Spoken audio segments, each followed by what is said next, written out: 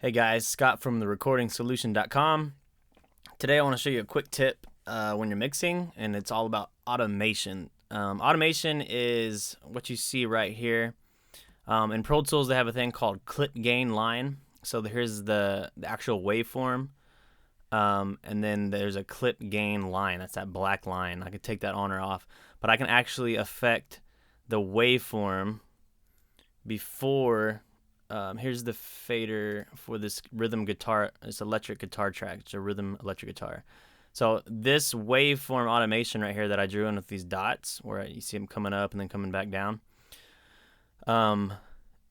is before this fader. So some DAWs, you can come in here and draw automation with the fader. You can, like for Pro Tools, you can set it to read, touch, and then you can draw in automation. And that'll actually affect the volume of this fader, and once you're done, you'll see the fader going up and down when the music's playing. But what clip gain does in Pro Tools is affect the actual waveform before the fader, so you can draw in these automation lines, and then this fader won't move.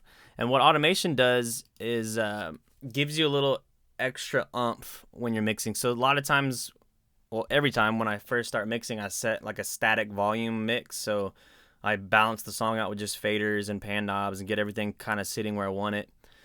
And then I use EQ to add some frequency separation, and then I add some compression, add some punch. But then even after all that, you still have some areas where you need to draw in some automation to make things pop out. But you don't want, like, say, for instance, on this guitar, I want these parts right here that have these dots coming up. I want that to be louder for a split second, okay? And so I draw these automation dots in, and then it just kind of gives that part of the guitar hit a little rise, and then it goes back down. And then when you get past, this is a chorus right here, so when you get past the chorus, the rhythm guitar track stays static right here. And that's where I wanted it, where it sounds good at that volume. But on the chorus, I wanted some extra help on certain hits. And this kind of automation I learned from a great mixer named Kevin Ward over at Mixcoach, and he calls this the attack principle. So let me play this for you, just the chorus right here. So here's the rhythm guitar track, and you're going to hear it kind of pan to about 30 to 40 degrees to the right. So it's this guitar.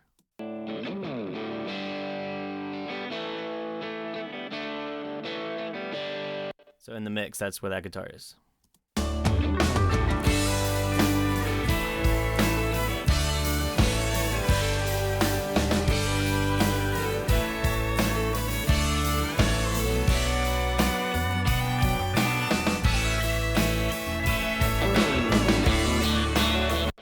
So it sounds pretty good. You were listening to the guitar without any automation. So it sounds good. Listen to it one more time, and these are on the da, da. So that's what these parts are hitting right when that guitar attacks. So what the attack principle is your ears, if they can hear the very first part of whatever it is, guitar or fiddle or snare or vocal, if you can raise up the very front end. So let's solo that. It raises up right here and then kind of goes back down, and then it raises up and then goes back down. So the attack principle is raising it up so you can hear the initial attack of whatever it is you're automating, but then it goes back down to pretty much the normal volume of where you had it. So I just kind of gave it a little bump in the beginning there, and then it came back down. But your ears in a mix will perceive that as, oh, there's that guitar, or oh, there's that vocal.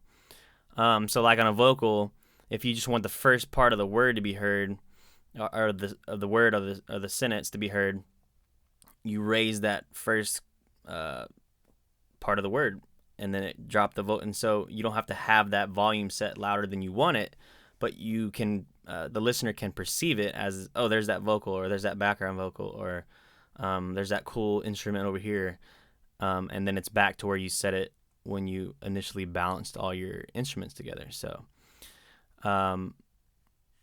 here is the guitar track So this channel is soloed, and now here's this. We have playlists, so these are all the different takes. So you're gonna listen to this playlist with the automation on, and then I'll take this solo off, and it'll go back to the regular playlist up here with no automation.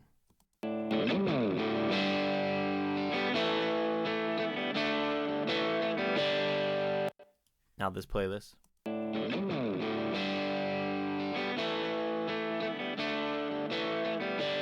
So this automation gave it a little bit of energy, and if you notice when the chorus comes in, there's a slide like right here. I wanted that to be heard right when the chorus kicks in, but then drop back down when the vocals start singing. So let's play this in the mix. I'll play the one without the automation, so this top one, and then I'll stop, and then I'll play this one. You'll notice, and it's very subtle, but it adds a little more energy when you use this automation, the attack principle. So here's without automation.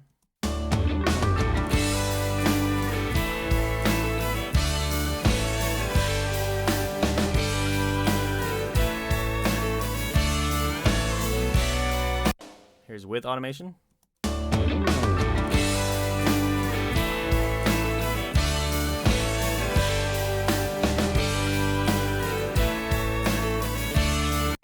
Without.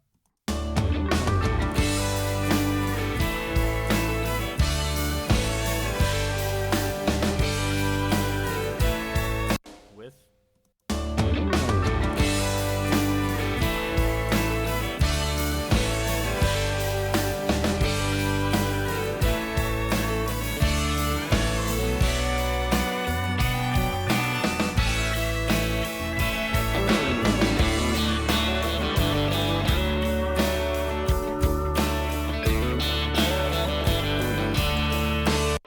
Cool. So you see how after the chorus, it drops back down to my initial fader volume, and then it sits nicely with when that lead guitar kicks in. So that is the attack principle, and using automation for your benefit to try to get things to stick out a little bit more. And you can do that with anything. Like at the end of each mix, I go through every single instrument here. So let me show you. So here is there's a fiddle in this track. So here's all my automation lines trying to get things to stand out. And I turn some things down. I have little areas where I draw up higher because there's the fiddle part. It's a dynamic instrument, so it gets lost. So even after EQ and compression, there's still a little bit more automation I need to do to make it polished. And that's what separates your mix from an amateur mix. So you always want to make sure the parts that you want to have heard are heard, and you're not losing things. And here is another example. We have a steel guitar, so I have some like coming into the choruses. You'll hear this still. A little lick right here.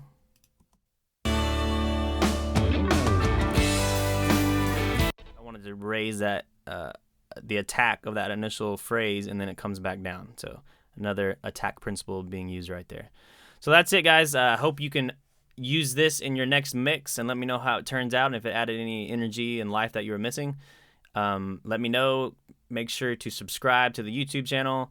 Click on the video right now and grab my free ebook, The Home Studio Blueprint, or you can go to therecordingsolution.com and get it there as well. And you'll be delivered weekly training like this for free right to your inbox, and you will get the free ebook immediately as well. So don't miss out. Thanks for watching. Scott from therecordingsolution.com.